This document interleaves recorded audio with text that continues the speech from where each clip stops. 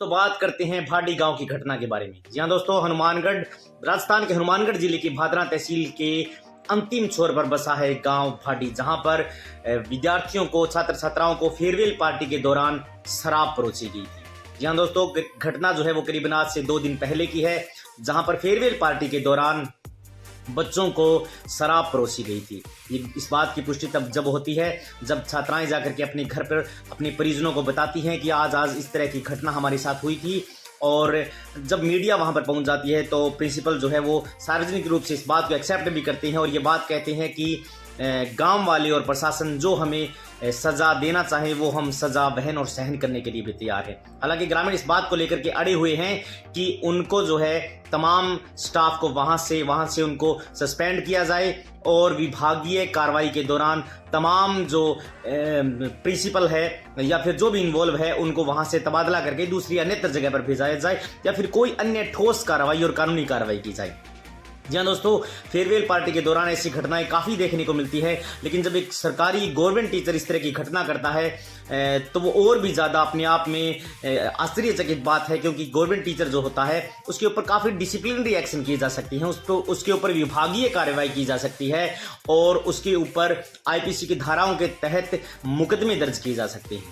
दोस्तों, नौकरी जाने का तक का भी खतरा हो जाता है अगर इस बात की पुष्टि और विभागीय कार्रवाई कमेटी इस तरह की रिपोर्ट पेश कर देती है विभाग को, तो निश्चित रूप से उनके ऊपर कार्रवाई बनती है। अब बात आती है दोस्तों, उनके ऊपर क्या मुकदमा दर्ज किया जा सकता है, क्या उनके ऊपर किन धाराओं के तहत उनके ऊपर मुकदमा दर्ज किया जा सकता है। जी हाँ दोस्तों, जुवेनाइल जस्टिस एक्ट की धारा, जुवेनाइल जस्टिस एक्ट 2015 में बना था, जो कि किशोर 18 साल से जो व्यक्ति नीचे के हैं, जो बच्चे नीचे के हैं 18 साल से जिनकी उम्र कम है, उनके लिए एक एक्ट बना था, जुवेनाइल जस्टिस एक्ट 2015 के अधिनियम के तहत इस कानून का निर्माण किया गया। इसका मुख्य उद्देश्य जो है वो 18 साल से कम उम्र के बच्चों को न्याय दिलाने का है।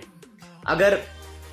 इस एक्ट के दौरान अगर जो स्कूल के तमाम जो व्यक्ति हैं वो इन्वॉल्व पाए जाते हैं इस एक्ट के दौरान, उनके तहत जुवेनाइल जस्टिस एक्ट की धारा 77 के तहत उनके ऊपर एफआईआर दर्ज की जा सकती है। दोस्तों, 7 साल की सजा है, कॉग्निजेबल क्राइम है और नॉन बेलेबल है। हालांकि 7 साल तक की मैंने आपको वीडियो में बताया है कि जिन मुकदमों में सजा 7 साल तक की है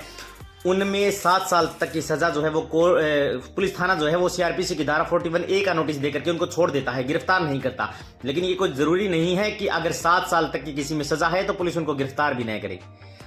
दोस्तों, 7 साल तक की सजा में अगर पुलिस चाहे कि उनको फर्दर इन्वेस्टिगेशन करना है या फिर उनको डर है कि जो विटनेसेस हैं उनको डराया धमकाया जा सकता है एक्यूज के द्वारा, तो निश्चित रूप से पुलिस जो है वो उनको गिरफ्तार कर सकती है। 7 साल तक की सजा है। जुवेनाइल जस्टिस एक्ट की धारा 77 के तहत उन दोषियों पर कड़ी कार्रवाई की जा सकती है, उनके ऊपर एक्साइज एक्ट की धाराओं के तहत मुकदमा दर्ज किया जा सकता है और पुलिस एक्ट की धारा 60 के तहत मुकदमा दर्ज किया जा सकता है। जी हाँ दोस्तों, इन तमाम एक्ट के दौरान अगर वो दोषी कर्मचारी इस बात में, इस घटना में इन्वॉल्व मिलते हैं तो डेफिनेटली उनके ऊपर विभागीय कार्रवाई भी की जा सकती है। मैं नहीं कहता कि उस घटना में तमाम स्कूल के स्टाफ इन्वॉल्व हैं, मैं ये बात कतई नहीं कहता, ये जांच का विषय है। हो सकता है उसमें कुछ एक स्टाफ इस बात को लेकर के उन्होंने विरोध किया हो या वो इन्वॉल्व भी ना हो इस घटना में, तो वो उस जांच के दौरान जब निकल करके आएगा कि कौन इसमें दोषी है और कौन इसमें निर्दोष है, तो दूध का दूध और पानी का पानी करने का काम पुलिस या जांच के तहत ये तमाम चीजें सामने आएंगी और विभागीय कार्रवाई भी उन पर की जा सकती है। जो दोषी हैं उनको सजा मिलना, कानून के अंदर ये बात सही है कि जो दोषी हैं उनको सजा मिलनी चाहिए, जो निर्दोष हैं उनको कतई सजा नहीं मिलनी चाहिए। अपने देश का संविधान भी है जो कि कठोर कम और लचीला ज्यादा है, यानी कि 100 अपराधी बच जाए तो कोई बात नहीं, लेकिन किसी निर्दोष को सजा नहीं मिलनी चाहिए। हम इस बात के पक्ष में है कि अगर कोई टीचर इसमें इन्वॉल्व नहीं है तो डेफिनेटली वो इन एक्ट के तहत उनको सजा ना दी जाए। और अगर किसी भी टीचर को ऐसा लगता है उसके पास पुख्ता एविडेंसेस हैं तो डेफिनेटली वो कानून के रास्ते में